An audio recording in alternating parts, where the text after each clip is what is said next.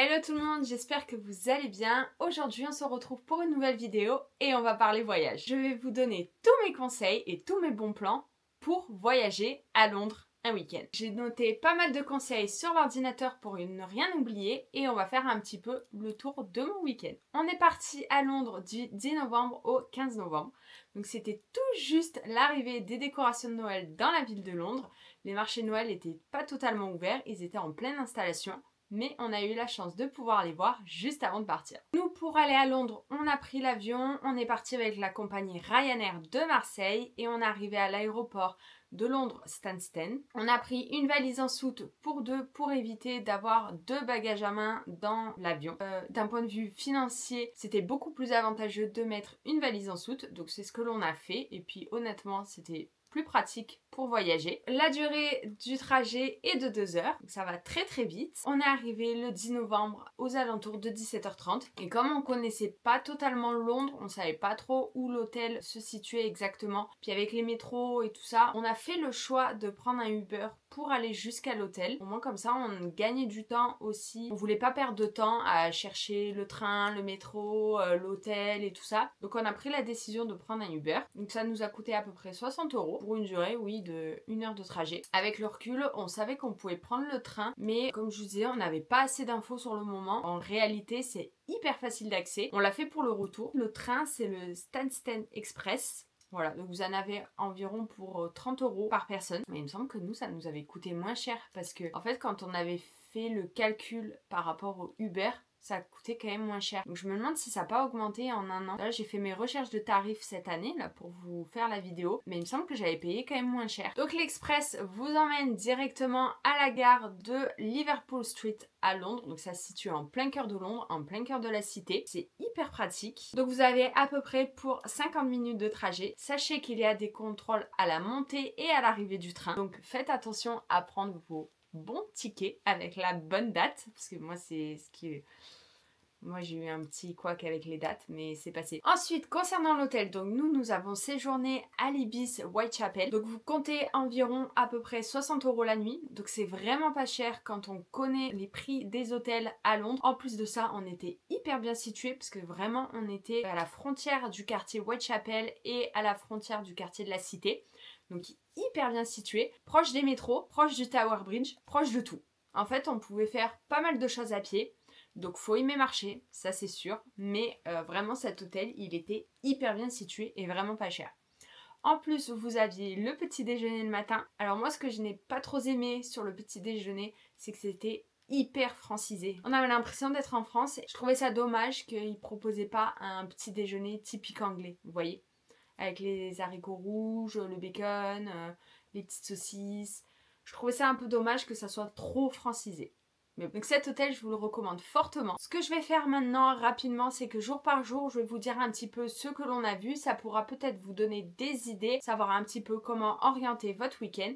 Donc nous, en fait, finalement, on a eu 3 jours pleins à Londres. Comment on a organisé notre week-end? Quand on est arrivé, il faisait nuit, donc on a décidé d'aller voir le Tower Bridge pour commencer ce séjour en beauté. Le marché de Noël était en train de s'installer, donc on n'a pas trop traîné dans ce quartier, il n'y avait pas grand-chose à voir, surtout la nuit. Et on a mangé au restaurant Wetherspoon. C'est un bar-restaurant un petit peu typique à la londonienne. Ce qu'il faut savoir, c'est que vous vous installez où vous voulez quand vous arrivez.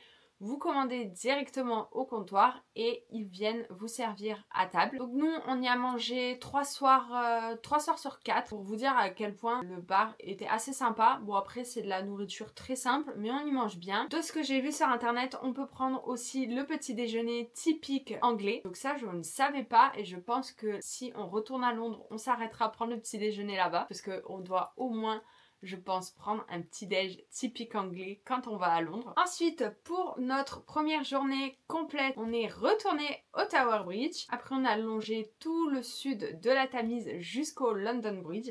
On a traversé pour se rendre près de la cité de Londres. Ce jour-là, il y avait un grand événement. Il y avait le défilé du Lord Mayor. Donc en fait, c'est le maire de Londres. Et à chaque élection du maire de Londres, ils font un défilé dans la ville. Nous, on a un peu arpenté les rues pour espérer voir le nouveau maire de Londres. Et on y est arrivé, c'était super beau à voir, il était dans son beau carrosse orné d'or et tout, c'était magnifique, c'était très sympa de voir ça parce que c'est pas tous les jours je pense qu'on a l'occasion de voir un événement pareil, donc on a eu beaucoup de chance. Pour cette journée-là, ils avaient ouvert à tout public la cathédrale Saint-Paul. Honnêtement, si vous avez la possibilité de voir l'intérieur de cette cathédrale, foncez. C'est magnifique à voir. Franchement, ça a été un réel coup de cœur de voir cette cathédrale. Elle est sublime. Après, pour le midi, on est allé manger au Shake Shack. Donc ça nous a rappelé les États-Unis. C'est un fast-food, un peu comme McDo. Des bons burgers bien gras, des bonnes frites bien grasses. Honnêtement, c'est gras, c'est vrai, mais c'est super bon et on adore y manger. D'ailleurs, j'espère que Shake Shack arrivera un jour en France. Une fois qu'on a mangé, on est retourné au sud de la Tamise. On a encore longé jusqu'au London Eye. Mon chéri voulait que je découvre le Big Ben de ce côté, du côté de London Eye et du coup du sud de la Tamise. Alors, si j'ai un conseil à vous donner, oui, il faut découvrir le Big Ben de ce côté-là. Mais je pense que si on y va le matin, c'est encore plus beau. Parce qu'en fait, vous aurez le soleil qui tape sur le Big Ben. Et je pense qu'avec les couleurs et les petites dorures, ça doit être hyper beau. Nous malheureusement on est arrivé un peu tard dans la journée puisqu'il faut savoir qu'à Londres en hiver le soleil se couche hyper tôt, aux alentours de 15h30, 16h, il faisait quasiment nuit déjà. Donc là quand on est arrivé sur le Big Ben, forcément le soleil était de l'autre côté donc c'était à contre-jour, mais je pense vraiment que si on y va le matin, ça doit être sublime à voir. Une fois qu'on est passé au Big Ben, on est allé voir Westminster Abbey. On n'est pas allé la visiter parce que je trouvais que ça coûtait assez cher. Pour le coup c'était pas notre priorité du week-end. Le prix du billet, je regarde, ça coûterait 36€ par personne. Je pense que c'est un petit budget quand même pour voir une église. Donc après l'abbaye Westminster, on est allé au Parc St James pour aller voir Buckingham Palace. Une fois qu'on est allé voir Buckingham Palace, nous nous sommes dirigés en plein cœur de Londres, notamment à Piccadilly, à Regent Street, à Oxford Street. Voilà, on a vu les principales rues de Londres. En plus, elles étaient décorées, c'était super joli. On est allé prendre un café à Toi et Moi Café. C'est une petite adresse toute mignonne. C'est un petit peu fleur bleue dans l'amour. C'est très sympa, on a très bien été accueillis. On a bu une petite boisson, histoire de se remettre un petit peu au chaud. Et après, on est allé voir Carnaby Street. C'est une rue où il y a de belles décorations de Noël aussi. Donc toutes les années, ça change de thème. C'est une rue qu'il faut aller voir en période de Noël. Au deuxième jour, on est allé voir Notting Hill. Donc on a pris le métro. Il pleuvait un peu, mais ça nous a quand même permis de voir pas mal de choses dans ce quartier. On s'est retrouvé également à faire la fin de messe à l'église Saint-John. C'était sympathique. Faut aimer les messes, faut être curieux aussi. Ça change des gospels que l'on peut voir à New York quand même. Mais c'est sympa à découvrir. En fait, on est rentré dans l'église, il y avait la messe, donc les gens nous ont tendu de suite les petits carnets de messe et tout, donc on s'est senti un peu obligé d'y rester et de s'asseoir. On a fait, je crois, une bonne heure quand même. Hein. Donc après ça, il était midi, on s'est dirigé au restaurant The Sunny Splendor. C'est une petite adresse aussi, assez sympathique. On a mangé un plat qu'on peut retrouver dans le nord de la France avec des petits feuilletés, vous savez. Alors c'était pas un bouche à la reine, mais vous voyez un peu l'esprit. C'était un petit feuilleté avec des champignons, de la viande. C'était très bon et je crois que niveau prix, c'était pas excessif non plus. Après, on s'est dirigé aux anciennes étables de Notting Hill. On a fait un petit tour au Hyde Park, puis au Kensington Garden où aussi on a vu le Kensington Palace et après on a fait la Little Venice. Voilà un petit peu notre deuxième journée. Pour notre troisième journée, on est allé à Captain Market. Captain Town en lui-même, le quartier, il est pas dingo. Ouais, si vous visitez pas le quartier, c'est pas bien grave. Si vous restez que dans Captain Market, c'est très bien. Il y a pas mal de choses à voir, c'est assez sympa. Alors mon chéri, à l'époque, il y est allé et il m'avait dit que c'était des boutiques de déco assez sympathiques. C'est là où on pouvait nicher un petit peu des perles rares, mais c'est vrai que quand on y est allé l'année dernière, il y avait beaucoup de choses un peu chinoises, vous savez, qu'on peut retrouver un peu dans les marchés un peu partout là, des babioles. Il était un petit peu déçu parce que selon lui, Captain Market, ça a perdu son charme par rapport à il y a quelques années. Je sais pas vous ce que vous en avez pensé, si vous y êtes allé. N'hésitez pas à me le dire dans les commentaires d'ailleurs, je serais curieuse de savoir. On a fait ce quartier là le matin. Après on est allé faire Regent's Canal, Regent's Park et on est retourné en plein cœur de Londres pour faire Trafalgar Square. On s'est un peu baladé dans les rues. On est retourné à Regent Street et après on est allé à Covent Garden pour finir cette belle journée puisque c'était très bien décoré Noël, donc c'était super beau, c'était assez sympa. Par contre il y avait beaucoup de monde, donc on s'est pas arrêté y manger, on a mangé ailleurs. Bah d'ailleurs au bar-restaurant dont je vous parlais en début de vidéo. Pour notre 4e et dernière journée, on a commencé la journée à la Cité de Londres. Après on est retourné près de la cathédrale Saint-Patrick parce qu'on a beaucoup aimé cet endroit. On est allé également au magasin de jouets hyper connu Hamleys. C'est là où vous pouvez fabriquer votre propre nounours en peluche. Voilà le mien, oui, j'en ai fait un. C'est mon chéri qui a voulu que je fasse mon propre nounours en peluche parce que moi je suis encore une femme enfant, j'adore les peluches, donc j'ai fait mon propre nounours. C'est pas très cher hein, pour une peluche en réalité, je crois que ça m'a coûté 25 euros. Allez, grossièrement une trentaine d'euros si vous prenez la petite tenue et tout qui va avec, c'est super sympa. En fait, vous choisissez votre peluche vide, une nana vous le remplit, vous pouvez mettre tout ce que vous voulez dedans. Moi j'ai mis un tout petit cœur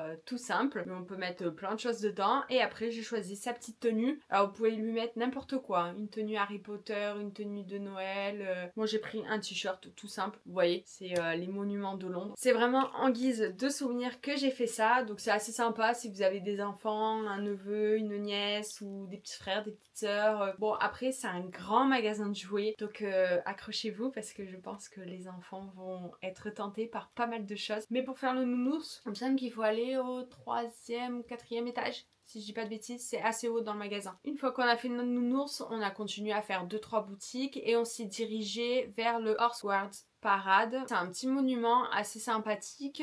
C'est là où on a vu les chevaux avec gardien d'ailleurs. C'est très beau à voir. Et après, on a fait tout le chemin en sens inverse du premier jour. Donc c'est-à-dire on est retourné à Westminster Abbey. On a refait le Big Ben, le London Eye et on a longé toute la Tamise jusqu'au Tower Bridge. En fait, on avait repéré les marchés de Noël. On savait que ça allait ouvrir dans le week-end. On a fait le chemin en sens inverse pour pouvoir profiter des marchés de Noël. On a mangé une petite crêpe. D'ailleurs par un Français qui vit à Londres depuis le Covid. Donc on a pu discuter avec lui, c'était assez rigolo. La crêpe était bonne. On est rentré à pied, donc ça fait quand même des grosses journées. Et le soir, on a remangé à notre bar pour finir notre soirée en beauté. On était assez fatigués de la journée, on voulait pas encore chercher un resto à droite, à gauche. Ce resto-là, c'était une valeur sûre. On savait qu'on y mangeait bien, que c'était pas cher, donc on y est retourné le soir. Voilà pour l'organisation de notre week-end. Maintenant que je vous ai donné un petit peu de notre planning jour par jour de ce que l'on a fait, je vais vous donner quelques infos pratiques. À partir de avril 2025, sachez qu'il va vous falloir un visa pour aller voyager à Londres. Vous savez, c'est un peu le visa comme aux États-Unis, donc le visa l'État, il me semble. Donc il coûterait à peu près 10 livres. C'est valable 2 ans comme les États-Unis, mais c'est un visa pour 6 mois de voyage maximum. Donc faites attention, il rentre en vigueur à partir du 1er avril 2025. Une autre information qu'il faut savoir, parce que nous, avant de partir à Londres, on a fait l'échange de la monnaie pour ne pas devoir le faire là-bas. Sachez que ça sert à rien de faire le change des euros en livres puisque les Anglais prennent principalement la carte bleue. On s'est retrouvé avec pas mal de monnaie qu'on avait du mal à donner en réalité. Prenez un tout petit peu d'espèces histoire de payer un goûter dans les marchés de Noël par exemple, ce genre de petite monnaie qui peut servir. Mais sinon, pour les restaurants, les activités et tout ça, franchement, privilégiez la carte bleue. Pour vous dire, le métro également, vous n'avez pas besoin de prendre de ticket de métro. Au moment où vous passez les bancs de métro, vous passez votre carte ou votre téléphone et vous repassez votre carte à la sortie du métro. Voilà, et en fait, c'est ça qui fait office de ticket parce qu'en fait, selon où vous allez dans Londres, le prix du ticket de métro ne sera pas le même. Et après, ça dépend pareil des heures de pointe, des heures à laquelle vous prenez votre billet, tout ça. Donc vous embêtez pas, ne prenez pas de ticket, vous mettez votre carte directement sur les bornes d'entrée et les bornes de sortie et ça ira très bien. Et ensuite une autre info, je sais pas si c'est peut-être évident pour beaucoup de personnes, mais comme Londres est sorti de l'Europe, moi c'est vrai que j'ai demandé à mes opérateurs téléphoniques, mais sachez que votre forfait téléphone Europe passe également à Londres. Pour terminer cette vidéo, je voulais vous parler de ce que j'ai le plus aimé et de ce que j'ai le moins aimé dans ce voyage. Vous verrez, il y a très peu de négatifs. D'ailleurs, on va commencer par ça. Ce que j'ai le moins aimé, c'est l'accent anglais. Je n'ai absolument rien compris à l'accent anglais. L'accent américain, j'ai tout compris. Honnêtement, je peux tenir des conversations sans aucun problème. Mais alors, l'accent anglais, je peux vous dire que je me suis sentie nulle. Je me suis dit, mais je sais parler anglais ou je sais pas parler anglais? Honnêtement, j'ai perdu totalement confiance en moi là-bas. Je savais plus. Ça, c'est ce que j'ai le moins aimé et le fait qu'on doit principalement tout payer en carte bleue. Honnêtement, ça c'est un peu relou des fois quand on veut payer en espèces. Je trouve ça un peu dommage. Mais bon, l'espèce est amenée à disparaître en Angleterre, visiblement.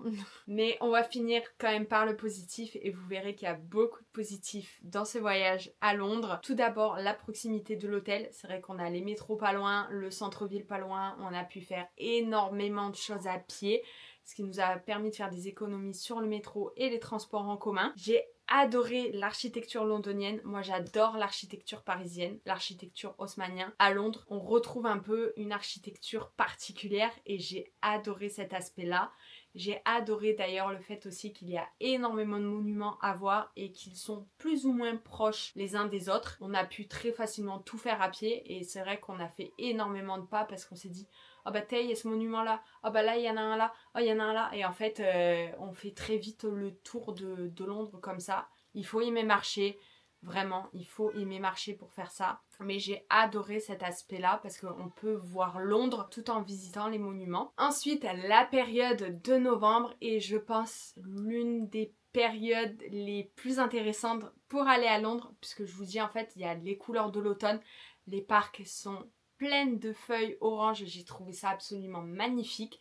Donc vous avez la magie de l'automne et aussi la magie de Noël et honnêtement mélanger les deux, c'est incroyable. Moi, j'ai adoré aller à Londres à cette période-là et vraiment, je peux le conseiller à tout le monde. Si vous aimez Noël, allez pendant cette période. C'est vraiment très très beau. Honnêtement, c'est vraiment très très beau. Et enfin, comme je vous disais tout à l'heure en début de vidéo, si vraiment vous avez l'occasion de voir l'intérieur de la cathédrale Saint-Paul, faites-le. C'est absolument magnifique. J'ai eu un réel coup de cœur pour cette cathédrale. J'aimerais la revoir encore 10 fois s'il faut. Et si je pouvais me marier là-bas, honnêtement, je pense que je le ferais parce que c'est vraiment très très beau. J'ai eu un réel coup de cœur. Donc voilà, maintenant vous savez tout sur mon voyage de Londres. J'espère que cette vidéo vous aura plu et qu'elle vous a apporté toutes les informations nécessaires pour votre voyage à Londres prochainement. Si vous avez des questions, n'hésitez pas à me les inscrire dans les commentaires et j'essaierai d'y répondre. N'hésitez pas à vous abonner à la chaîne pour voir d'autres vidéos de ce style, à liker la vidéo et en attendant une prochaine vidéo, je vous dis à très bientôt. Ciao!